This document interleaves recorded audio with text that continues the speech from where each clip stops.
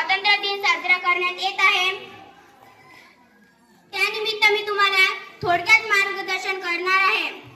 15 August हा दिवस भारतातील इतिहासातील अत्यंत महत्त्वाचा दिवस आहे। 15 ऑगस्ट 1947 रोजी भारत देश इंग्रजांच्या गुलामगिरीतून मुक्त झाला। भारत देशाला बलिदान दिले ते सुभाषचंद्र बोस, महात्मा गांधी, लोकमान्य टिळक,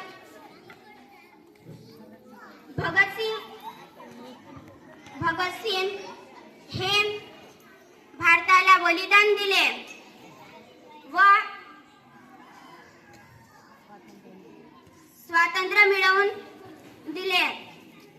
एकच माझे 2 शब्द संपवते। जय हिंद, जय भारत।